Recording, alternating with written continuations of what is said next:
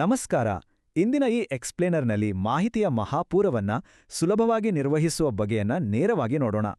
ಸಾವಿರಾರು PDF ಮತ್ತು meeting ನೋಟ್ಸ್ಗಳ ಸಾಗರದಲ್ಲಿ ಕಳೆದು ಹೋಗುವುದನ್ನ ಹೊಸ AI ಟೂಲ್ಗಳು ಹೇಗೆ ತಪ್ಪಿಸ್ತವೆ ಅನ್ನೋದೇ ಇಂದಿನ ಕುತೂಹಲ.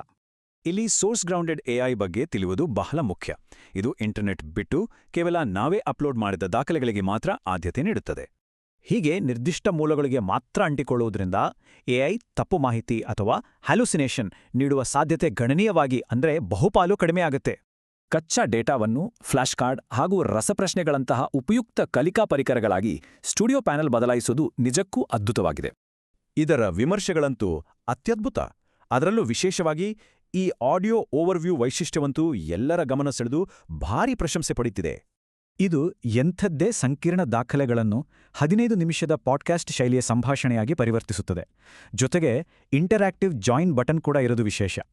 ಪ್ರತಿಯೊಂದು ಪ್ರಾಜೆಕ್ಟ್ಗಳಿಗೂ ಪ್ರತ್ಯೇಕ ವರ್ಕ್ಸ್ಪೇಸ್ ರಚಿಸುವ ಮೂಲಕ ಇದು ಎಷ್ಟೊಂದು ವ್ಯವಸ್ಥಿತವಾದ ಮತ್ತು ಸರಳವಾದ ವರ್ಕ್ಫ್ಲೋ ನಿರ್ಮಿಸುತ್ತದಲ್ವಾ? ಆದರೂ ಇಲ್ಲೊಂದು ಸಣ್ಣ ಮಿತಿ ಇದೆ. ಉಚಿತ ಆವೃತ್ತಿಯಲ್ಲಿ ಪ್ರತಿ ನೋಟ್ಬುಕ್ಗೆ ಕೇವಲ 50 ಮೂಲಗಳನ್ನು ಮಾತ್ರ ಅಪ್ಲೋಡ್ ಮಾಡಲು ಸಾಧ್ಯ.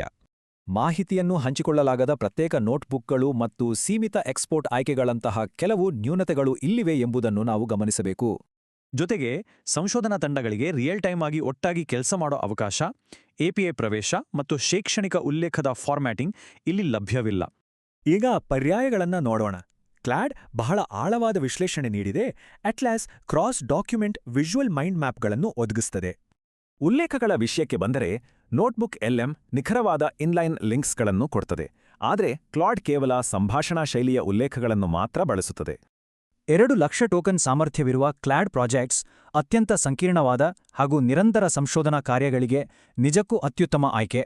ಇನ್ನು ಅಟ್ಲಾಸ್ ಮಿತಿಗಳಿಲ್ಲದೆ ಎಲ್ಲಾ ದಾಖಲೆಗಳ ಕಲ್ಪನೆಗಳನ್ನು ದೃಶ್ಯೀಕರಿಸುವ ನಾಲೆಜ್ ವರ್ಕ್ಸ್ಪೇಸ್ ನಿರ್ಮಿಸುವ ಮೂಲಕ ದೀರ್ಘಕಾಲೀನ ಸಂಶೋಧನೆಗೆ ತುಂಬಾ ನೆರವಾಗುತ್ತದೆ. ನಮಗೆ ನಿಖರವಾದ ಆಧಾರ, ಆಳವಾದ ವಿಶ್ಲೇಷಣೆ ಅಥವಾ ವಿಜುವಲ್ ಮ್ಯಾಪಿಂಗ್ ಇವುಗಳಲ್ಲಿ ಯಾವುದರ ಅಗತ್ಯವಿದೆ ಎಂಬುದರ ಮೇಲೆ ನಮ್ಮ ಆಯ್ಕೆ ಅವಲಂಬಿತವಾಗಿರುತ್ತದೆ.